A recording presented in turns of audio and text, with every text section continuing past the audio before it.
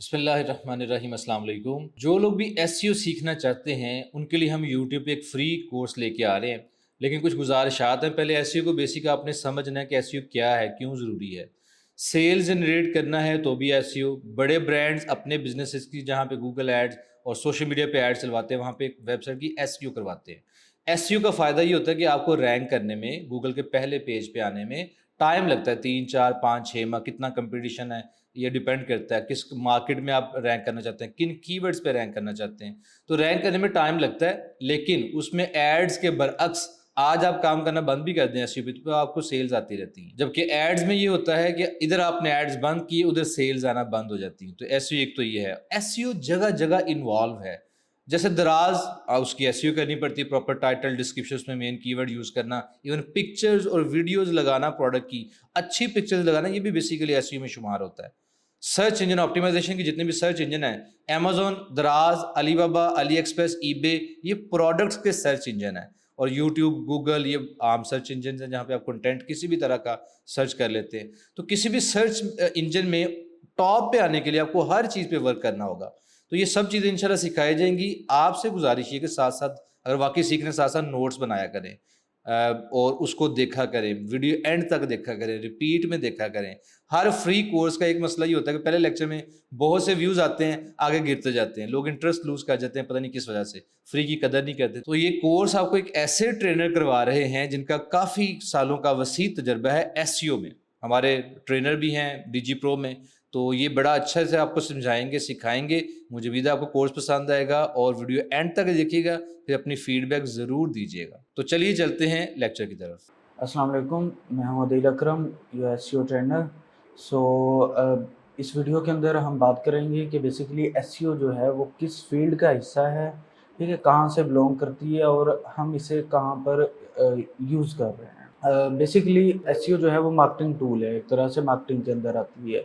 अच्छा, so marketing क्या होती है, मैं थोड़ा सा इन चीज़ों का ओवरव्यू आपको दे दूँगा, आपको आइडिया हो जाएगा कि बेसिकली एसईओ को समझने में ये ज़्यादा ईज़ी होगा अगर आप एज़ अ फ़ील्ड इसे चूज़ करना चाह रहे हैं। सो मार्केटिंग का आपको थोड़ा बहुत नॉलेज होगा कि जब भी हम किसी प्रोडक्ट को सेल करते हैं, तो सेल करने से पहले जो उसकी एक कस्टमर हम बिल्ड कर रहे होते हैं, कस्टमर को अट्रैक्ट करने के लिए हम मुख्तलिफ वेज़ अपनाते हैं, ठीक है? कस्टमर को अट्रैक्ट करना है, एंगेज करना है और रिटेन करना है, ये सारा का सारा किस में आता है? मार्केटिंग के अंदर आ जाता है।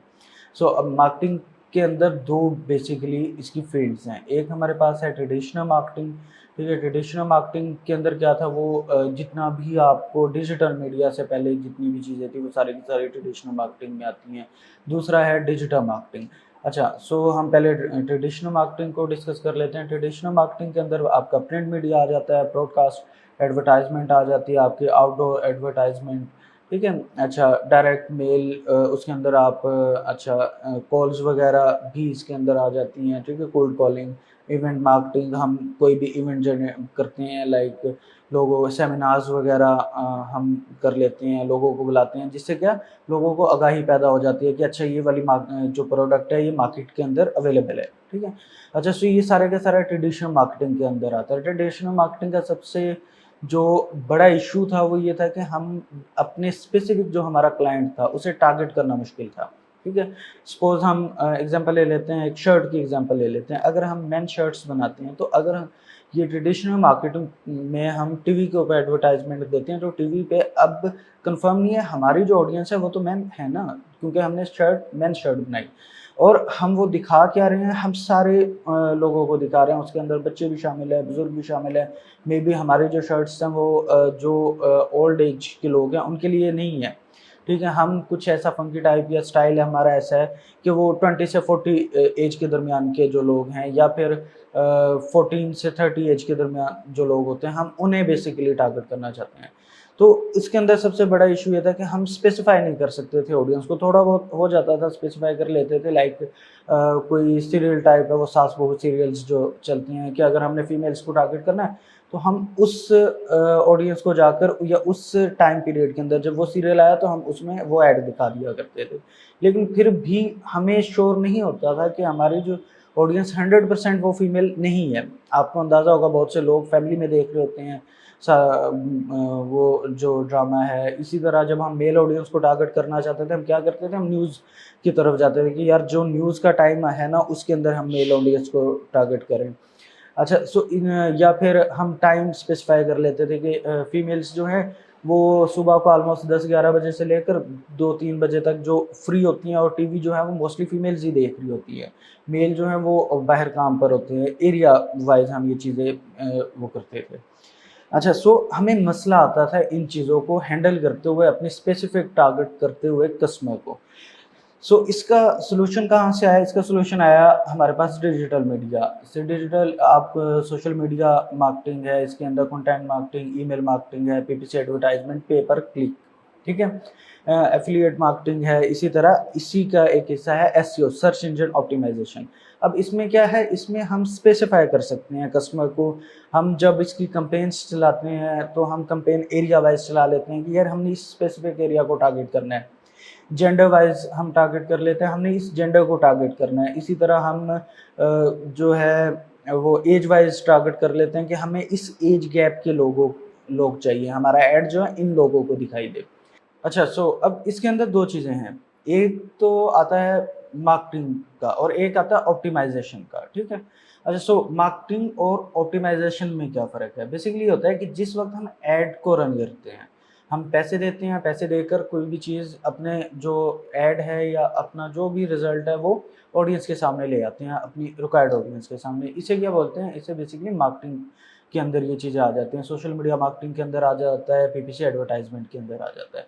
अच्छा, दूसरी चीज़ होती है ऑप्टिमाइज़ेशन। इसे सोशल मीडिया ऑप्टिमाइज़ेशन है और इसी तरह सर्च इंजन ऑप्टिमाइज़ेशन है। अच्छा, बल्कि ये सर्च इंजन मार्केटिंग जो हम स्पॉन्सर्ड लिंक आ रहे होते हैं, पेड एडवर्टाइज़मेंट आ रही होती है, वो किसके अंदर आती है? वो सर्च इंजन मार्केटिंग के अंदर आ रही होती है चीज़ें। इसे पीपीसी एडवर्टाइज़मेंट में भी ये दोनों तीनों चीज़ें जितनी भी हम पे पर क्लिक के तौर पर ले रहे होते हैं, वो चीज़ें भी आ जाती हैं। अच्छा, सो नेक्स्ट ये अब हमारा काम क्या है, आपने ऑप्टिमाइज़ेशन और मार्केटिंग जो है इसके डिफ़रेंस को समझना है। हम जब किसी भी चीज़ के को उसके एल्गोरिदम के मुताबिक, ठीक है? हम उस प्लेटफ़ॉर्म के एल्गोरिदम के मुताबिक चलकर अपनी किसी भी चीज़ को अपनी फ़ेसबुक आईडी है सपोज़, ठीक है? या फिर अपनी वेबसाइट है, ठीक है? उसे इस तरह से ऑप्टिमाइज़ करते हैं कि वो उस प्लेटफ़ॉर्म के एल्गोरिदम्स को फ़ॉलो करता हुआ खुद ही टॉप पर आना शुरू हो जाए। आपने देखा होगा बहुत से इन्फ्लुएंसर्स जो होती हैं उनकी ID by the time build होती है, ठीक है? वो क्या उसके एल्गोरिदम को यूज़ कर रहे होते हैं। मैं आपको एग्ज़ाम्पल दे देता हूँ, फ़ेसबुक की एग्ज़ाम्पल दे देता हूँ। एग्ज़ाम्पल फ़ेसबुक की इसलिए दे रहा हूँ कि मोस्टली लोग उसे यूज़ करते हैं और वो ईज़िली उससे समझ सकते हैं। अब क्या है जी, हम उसके एल्गोरिदम को समझते हुए कुछ स्पेसिफ़िक टाइम होता है कि यार इस टाइम पर ज़्यादा लोग ऑनलाइन होते हैं, तो हम उस वक़्त के अंदर क्या करते हैं, हम कंटेंट जो शेयर करते हैं हम उस वक़्त के अंदर करते हैं, उस टाइम स्लॉट के अंदर। सपोज़ 5 टू 6 ओ क्लॉक जो है वो पाकिस्तान के टाइम के लिहाज़ से ज़्यादा लोग ऑनलाइन होते हैं, तो कोशिश की जाती है कि 5 टू 6 के दरमियान में जो उसका फ़ेसबुक का पोस्ट है वो शेयर कर दिया जाए। अच्छा, इसी तरह एक मॉर्निंग का टाइम होता है, मेरे ज़हन से निकल गया, आई थिंक 11 टू 12 के दरमियान है वो, कि हम उस टाइम स्लॉट में पोस्ट कर दें। फिर नेक्स्ट है कि डेली बेसिस पे पोस्ट किया जाए। क्या है, ये चीज़ें उसके एल्गोरिदम को ट्रिगर करती हैं, ठीक? और इस तरह करके आहिस्ता-आहिस्ता अपनी ऑडियंस जो है वो ज़्यादा बिल्ड कर ली जाती है। अब ज़ाहिर-सी बात है, जो भी हम उस स्पेसिफिक उसके ऊपर प्रोफ़ाइल पर ऑडियंस क्रिएट होगी वहाँ पर, तो वो सारे उसी चीज़ को इंटरेस्ट लेते हैं ना उस चीज़ के अंदर। सपोज़ अगर मैं फ़ेसबुक के ऊपर सर्च इंजन ऑप्टिमाइज़ेशन एसईओ की जो वीडियोज़ है वो बनाता हूँ, तो एसईओ की वीडियोज़ उन्हीं लोगों के सामने जाएँगी जो इस किस्म की वीडियोज़ जो हैं उसे लाइक करते हैं या उसे देख रहे हैं, ठीक है? और मैं आहिस्ता-आहिस्ता अपनी ऑडियंस को बिल्ड करता जाऊँगा। कौन-सी ऑडियंस होगी मेरी, सारी की सारी एसईओ से रिलेवेंट जो है वो ऑडियंस होगी, ठीक है? अच्छा, सो इस चीज़ को बोलते हैं ऑप्टिमाइज़ेशन। इसी तरह हम सर्च इंजन पर अपनी वेबसाइट को इस तरह से ऑप्टिमाइज़ करते हैं कि जो भी हम चीज़ लिखते हैं, सपोज़ अगर गूगल पर जाकर हमने एक वर्ड लिखा और उस वर्ड को के रिलेटेड रिज़ल्ट्स आ जाएँगे नीचे, तो हमारी कोशिश होती है कि हमारी जो साइट है वो उन रिज़ल्ट्स के अंदर शामिल हो। इसे ऑप्टिमाइज़ेशन बोलते हैं, ठीक है? सो अभी के लिए इतना ही। उम्मीद है आपको वीडियो पसंद आई होगी। अगर आपको वीडियो पसंद आई है तो प्लीज़ लाइक एंड शेयर करें और चैनल को सब्सक्राइब करें।